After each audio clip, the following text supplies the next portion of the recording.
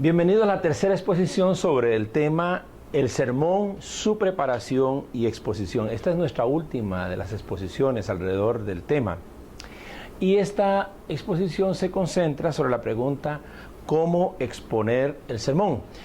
Justamente es la pregunta clave y final, porque todo lo que hemos hecho hasta ahora es preparación y ahora estamos frente al público, en el auditorio, frente a la congregación, listos para compartir la palabra del Señor. Sin más preámbulo, entrémosle al tema de una vez. ¿Cómo exponer un sermón? Cuando se habla de exponer un sermón, estamos ante algo que se conoce como homilética. No voy a usar esos términos aquí, son cuestiones más técnicas y quizás para hacerlo simple tendría que decir que la homilética es el arte y la ciencia de exponer un sermón adecuadamente.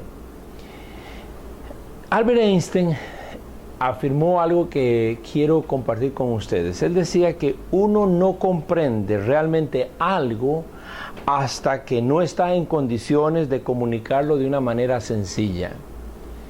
En otras palabras, si quiero realmente comunicar algo, debo comprenderlo antes. Todo mi trabajo de preparación y mi bosquejo debe ayudarme a tener una clara comprensión de lo que quiero comunicar. Si no la tengo clara, si mi bosquejo es confuso, si mis ideas aún no están maduras, no son ideas totalmente coherentes o ideas que yo pueda hilar en un sermón, probablemente resultaré confuso para la gente cuando exponga el sermón. Como indiqué en la primera exposición, existen diversas escuelas de predicación. Y por lo tanto hay quienes hacen énfasis en un estilo, otros en otro estilo, y algunos ni siquiera saben a qué escuela pertenecen. Hay enfoques muy distintos de cómo debe ser expuesto un sermón. Por ejemplo, hoy se estila mucho, uno lo logra observar, que los predicadores utilicen el altar o el lugar de exposición a lo largo y ancho para moverse continuamente.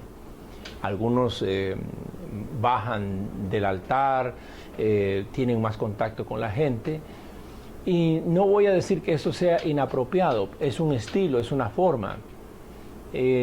Contrasta con lo que ha sido lo convencional, que era aquello del predicador se mantiene en un púlpito y no se moviliza mucho, evitando que la gente tenga que estar yendo con él en su mirada o que le distraiga, según era el argumento que se utilizaba para indicar lo inadecuado de moverse demasiado durante el tiempo de sermón en la tarima. Hay quienes también, por ejemplo, suelen ser dramáticos a la hora de exponer el sermón, gesticulan, bajan sus cuerpos, extienden sus manos, su voz se vuelve más estridente. Y eso es una práctica que para algunos predicadores les resulta bien a su estilo y no obstante para otros ese mismo estilo más bien resulta tosco, un poco ordinario. Las escuelas más tradicionales han insistido en un gran sentido de aplomo, sin caer en el quietismo, pero tener el mayor aplomo. En esto creo que es un asunto que va ligado a personalidad, va ligado a gusto personal y a veces hasta gusto de la congregación. Pues bien, con todo esto lo que quiero más bien es indicar que en esta exposición solo podría intentar dar algunas recomendaciones generales. No intento crear una escuela de pensamiento alrededor de cómo se expone un sermón, ni mucho menos decirle a usted qué es lo correcto o no. Más bien son recomendaciones que puede usted considerar a la hora de exponer su sermón. Comencemos con la primera. Inicie su exposición ocupándose de aspectos de cortesía y protocolo. Cuando vas a comenzar una predicación, considere algunos aspectos de cortesía y protocolo. Presente un saludo, sobre todo si no ha tenido todavía a esas alturas de la celebración o del culto la oportunidad de estar en contacto con la gente, entonces usted debe cortésmente presentar un saludo al auditorio. En caso de que usted sea, por ejemplo, un invitado a otra congregación o a otro foro de predicación, agregue también un agradecimiento a las personas o a las autoridades de la iglesia o de la organización que le está invitando.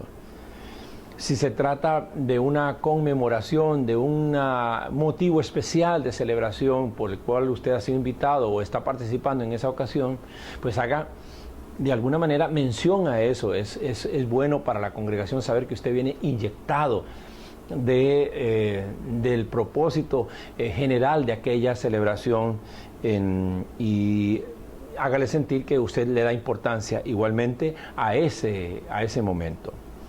Busque algún modo creativo de romper el hielo. Cuando uno tiene dificultades, y no pocos de nosotros somos personas que tenemos cierta inhibición o timidez y nos cuesta, se nos dificulta iniciar un sermón, dar la cara a la gente, pues prepare con antelación algún tipo de rompehielo, algún recuerdo alrededor de esa congregación, algún hecho que le parezca notorio e incluso en algunos casos hasta podría ser algo de carácter más jocoso que la congregación pueda relajar durante el resto de la exposición. Haga la lectura bíblica, siempre considere como referencia la palabra. Usted está allí para exponer la palabra de Dios. Haga referencias a ese pasaje. Las lecturas bíblicas, que son de muchos versículos, tienen la dificultad de que resulta agotador para la congregación leerlo todo, quizás si le toma mucho tiempo. Quizás usted puede buscar los versículos más representativos de un texto muy amplio y leerlo para la congregación. Habla bien del predicador y de la dependencia del Espíritu Santo. Si este momento de introductorio, usted también lo culmina con una oración, pidiendo al Espíritu Santo su guía, su ayuda y pidiendo que la congregación sea alimentada por lo que usted va a exponer. Bien, prosiga entonces con la introducción al sermón.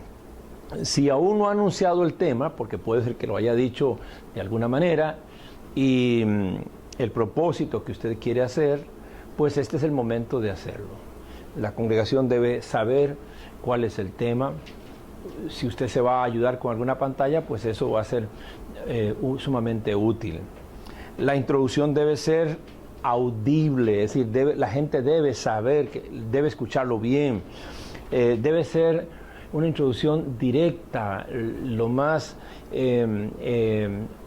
directa posible en cuanto a que la gente sepa de entrada de qué es lo que usted va a estar exponiendo durante los siguientes minutos.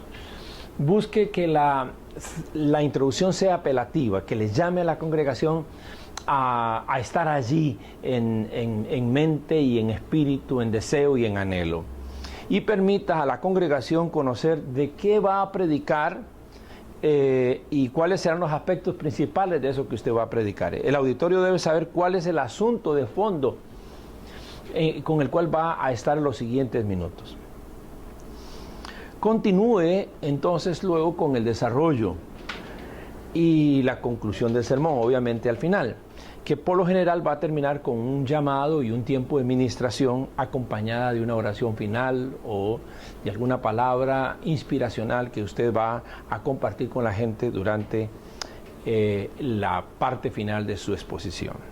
Según sea su confianza, porque eso tiene que ver con qué nivel de confianza usted tiene con el público, usted puede utilizar el usted, el tú y el vos, según el grado de cercanía que tenga.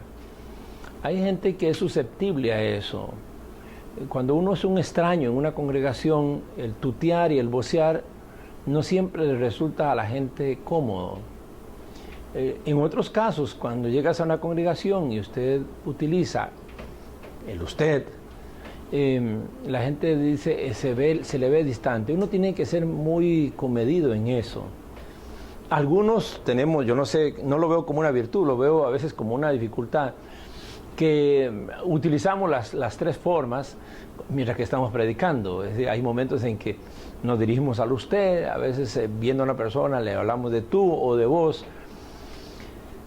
Cuidado con eso nada más, no es un asunto crucial, pero sí defina cómo usted va a tratar al público, cuánta familiaridad va a tener con él o cuánta cercanía y cómo vas a utilizar o cómo va a utilizar el vos, el tú y el usted. Mire al público, siempre hay que mirarlo. Insisto, para quienes tengan algún tipo de timidez, lo normal a veces es evitar confrontar la mirada con con el público o con alguna persona que uno considera muy calificada, y entonces no falta el predicador que invierta buena parte de su tiempo mirando al cielo raso o al piso, o simplemente perdiendo la mirada en la distancia. Lo mejor en una exposición es que usted pueda mirar a la gente lo más directamente posible. Tenga cuidado con el uso de su dedo indicador. Hay gente que resulta amenazante cuando usa el dedo. Bueno, pero a veces es importante cierta señal. Las manos son un instrumento impresionantemente didáctico. La gente puede saber qué ritmo debe llevar o qué actitud quiere el predicador acentuar cuando está utilizando las manos. Tenga igual cuidado con el uso de otro tipo de gesticulación. Nuestro rostro dice mucho de nosotros, cuán enojados, molestos, tímidos, agrios estamos, así que hay que tener ese tipo de cuidado, que no es tan fácil ser consciente de ello. A veces el grabar, ya sea en audio o en video, las predicaciones, escucharlas o verlas, autocríticamente le van a uno ayudando a corregir de ese tipo de detalles. En algunas ocasiones he terminado una predicación y alguien se me ha acercado a decir: oiga, pastor, ¿estaba usted enojado? Y yo ni siquiera estaba pensando en que tuviese una molestia. Dice: o usted predicó como si estuviera hoy muy molesto por algo, tal vez porque mi ceño estaba muy fruncido, qué sé yo, por alguna expresión de mi rostro que no fue concordante con lo que yo quisiera haber expresado. Todo lo que nosotros hacemos habla en el sermón. Si va a utilizar el humor, que sea entonces algo natural en usted. Algunos predicadores, con solo hacer alusión a que van a contar una anécdota, ya producen de alguna manera en el público un relax, ya la gente se prepara para reír de alguna manera. Pero hay algunos que no somos buenos contadores ni de chistes ni de anécdotas o cosas, y entonces tenemos que ser muy cuidadosos en el uso, pues, justamente de esos chascarrillos que a veces uno no sabe manejar bien. Uno debe ser apropiado en el uso de anécdotas o cosas o de un chiste ingenioso y saber ubicarlo en el tiempo y en el tema. Cuide el uso de las muletillas. Casi todos utilizamos muletillas. Las verbalizamos de manera automática, casi sin percatarnos. Nos ayudan como a llenar vacíos de tiempo y de pensamiento. Muletillas como ¿cuál? Esa es una muletilla. Algunos dicen amén, amén, amén, y lo usan automáticamente, una muletilla. Entonces, vea, es una verdad, pero no se pronuncia completamente. Cosas como esas, todas las tenemos. Eso cansa a los oyentes y resta belleza a la exposición. Por eso es importante esto que antes indicaba, de grabarse y de escucharse para ver cuáles son las muletillas más usuales. A veces uno repite una palabra constantemente, no porque sea la palabra adecuada para ese momento o para esa oración que estoy tratando de componer y de exponer, sino porque es una palabra a la que uno recurre como una muleta, como algo en la que uno se sostiene mientras que encuentra pensamiento o da una mejor formalización del concepto o de la frase que uno quiere exponer. Al exponer, use siempre entonces la idea de que el púlpito que usted tiene le es un recurso de apoyo para sostener la Biblia o su tableta, lo que el púlpito no es el lugar donde usted se refugia para protegerse de nadie. La gente debe verle suelto, obviamente, alrededor de lo que está haciendo. Y entonces podría irse a un extremo, el que se queda totalmente parado en el púlpito, petrificado en él, o el que es hiperactivo, ¿verdad? Así que no sabe para qué se tiene el púlpito más que para pasar por él de alguna manera, hacer un pequeño altito, si acaso eso sucede. A veces el púlpito le estorba a uno en esa tarea de predicar, pero es un recurso, sea atril o lo que sea, una mesa, lo que estés usando, es un recurso de referente para que te apoyes en tus recursos, pero también para que en algún momento serenes tu exposición, concentres tu exposición y la gente puede decir, allí estamos en un momento clave de la predicación.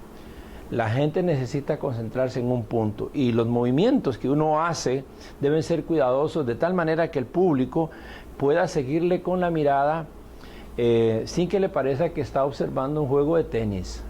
Es decir, mira para un lado, mira para otro, mira para un lado, mira para otro, eso termina agotando. Cuídese de la abundancia de monerías.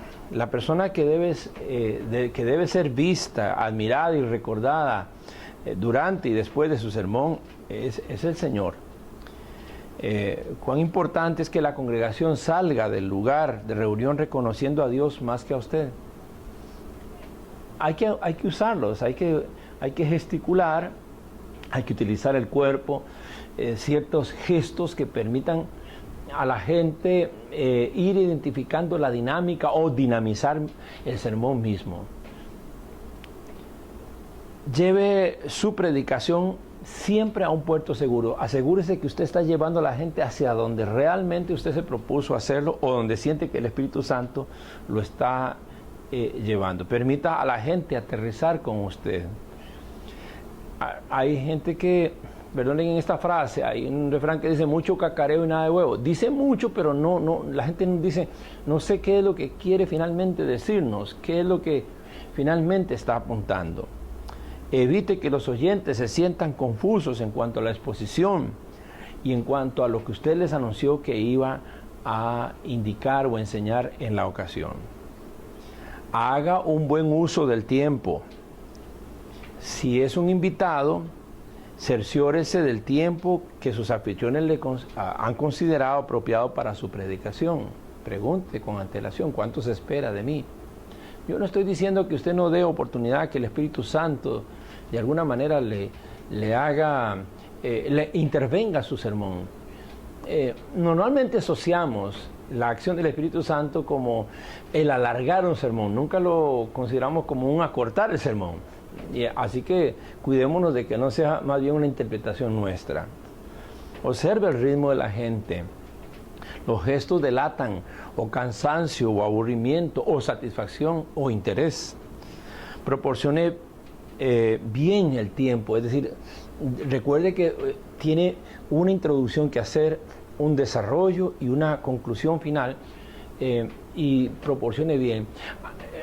Lo digo por experiencia propia, a veces uno tiene un despegue de sermón, una introducción que toma más tiempo de la debida y después se da cuenta que el tiempo se le ha avanzado, desarrolla los puntos en menos tiempo del apropiado y hace aterrizajes forzosos, casi como, no como un jet, sino como un helicóptero, ahí mismo termina. Hay que tener proporcionalidad, equilibrio en el uso del tiempo para que usted pueda desarrollar todo lo que se propuso exponer. Así que, pues yo creo que estos son cosas a considerar. Vuelvo a decir, recomendaciones. Considérelas, mire a ver qué es aplicable a su personalidad, a su auditorio. Y es más, lea, estudie. Hoy hay excelentes escuelas que se dedican a todo lo que es la oratoria. Uno de los temas más importantes, la dicción. No se trata de que tengamos en cada predicador un locutor, pero sí un excelente comunicador, que la gente logra captar su verbo y captar todas las demás señales que él hace con sus recursos, tanto físicos como los recursos a los cuales recurre para exponer mejor su sermón. Y hablando de recursos, quiero dedicar la última parte de esta exposición a el uso de las pantallas de presentación, sobre todo en PowerPoint, algunos consejos prácticos de cómo utilizar esta herramienta que hoy es mucho más accesible para las congregaciones y que suele ser obviamente un recurso importantísimo, un gran apoyo para el expositor. Primero que nada, en cuanto a estas recomendaciones sobre las presentaciones en PowerPoint, primero que nada, póngase de acuerdo con el manejador de proyección, la persona encargada de la proyección, en cuanto a si lo que usted diseñó en su oficina o en su casa, en su escritorio, de tamaño del slide, es el apropiado. Porque a veces uno crea un slide muy pequeño y llega ante una congregación que tiene una enormísima pantalla. O bien, todo lo contrario. Ubique a ver si el tamaño, eso es muy fácil. En PowerPoint se puede fácilmente modificar el diseño del tamaño del slide. Segundo, verifique que el manejador tiene claro cuáles son los tipos de letras que usted ha utilizado y que la computadora que él va a usar o que ella va a usar, según sea la persona, la computadora cuenta con los tipos de letras que usted está utilizando. Porque puede ser que usted utilice un tipo de letra que no contenga la computadora y se le descompone el texto agrandándose o saliéndose del marco que usted había fijado. Yo tengo por costumbre, cuando voy a predicar a algún lado, si estoy utilizando letras que no son comunes, que no están normalmente en las computadoras, de llevar un archivo adicional en una llavecita para que la persona encargada de la presentación cargue también estas letras a su computador, de tal manera que yo pueda mantener el diseño de la presentación tal y como lo hice en mi lugar de trabajo, en mi escritorio, y que la congregación pueda visualizarla de esa misma manera. Evite utilizar colores oscuros para letras de fondos oscuros. A veces uno ve ciertas presentaciones en que le parece que lo que se está diciendo es muy bueno, pero no lo visualiza, sobre todo si se tiene cierta distancia con respecto a la pantalla. Y tiene que ver con que quizás una letra, una letra de un determinado color en el fondo de la presentación no se visualiza bien. Se recomiendan siempre dos cosas: utilice una letra tipo Arial, letras rectas, letras que no presenten curvas o disminuciones en los finales de la letra, porque se ha probado que letras como por ejemplo Times Roman, una buena parte del público, sobre todo el más adulto, no visualiza bien la letra, como suele suceder cuando uno usa una Arial que es muy visible. Letras rectas son las preferibles para la exposición. No digo que uno no pueda utilizar una letra de otro tipo, pero tiene que asegurarse que tenga suficiente tamaño y visibilidad para que sea notorio. Evite utilizar colores oscuros para letras con fondos oscuros. Por ejemplo, un rojo sobre un azul, o viceversa, o un verde sobre un amarillo, no se va a ver bien, se va a perder a la distancia. Las mejores opciones son fondos oscuros y letras claras o blancas, preferiblemente blancas, fondos claros y letras oscuras. En letras oscuras está el negro, están los azules, verdes oscuros. Es decir, tenemos que buscar que haya un verdadero contraste para que se pueda observar lo que es el fondo, pero sobre todo lo que es la letra. No es aconsejable que cada pantalla que usted presente esté cargada de mucho texto, de tal manera que la gente tiene que estar viendo entre líneas y se le pierda a lo lejos de la pantalla, se le pierda cuál es la línea que seguía. Es mejor poco texto e incluso darle una apertura entre una línea del texto y la otra, una apertura apropiada, que no esté muy pegado, que no esté demasiado separado. Haga fácil la comprensión del público sobre el desarrollo de su bosquejo, que la gente vaya siguiendo el punto 1, que la gente vaya siguiendo el punto 2, los subpuntos que tenga. Utilice numeración, identifique por número. Haga eso para facilitar que la gente realmente le esté siguiendo durante la exposición. Presente ideas en la pantalla o conceptos claves, centrales. Hay cosas que no es necesario exponer si son secundarias, si no son conceptos centrales. Déjelas más bien para su discurso. Pero en la pantalla utilice la frase central, el concepto que usted quisiera que la gente procurara mantener en el tiempo. Todos queremos que alguna idea medular quede grabada en el público, por lo tanto, resáltelo en la pantalla. Si va a utilizar gráficos, que sean gráficos visibles. A veces se utiliza un gráfico tipo estadística con una pequeña lineecita que uno la ve de cerca, pero de lejos no se ve las líneas. Entonces la gente no puede observar la estadística. Bien, más bien procure que todas las líneas sean definidas, claras. Otra vez, si utilizamos un fondo negro y la estadística tiene una línea negra delgadita, pues no la va a ver. O si utilizamos un fondo azul con una línea negra, no se va a observar. Si va a utilizar una fotografía o una caricatura, debe ser colocada y diseñada de tal manera que se distinga claramente lo que usted quiere que la gente observe. Haga que la fotografía tenga el destaque necesario, o la caricatura. Póngale, si es que tiene oscuro su fondo, pues póngale un marco marco blanco, para que la gente observe la fotografía y la distinga. Dele movimiento a sus slides, a cada una de las presentaciones o las láminas de presentación. Dele movimiento de entrada. A veces es muy cortante y eso no es lo adecuado. Fíjese que PowerPoint tiene los recursos para que usted haga las transiciones de una a otra de manera amigable.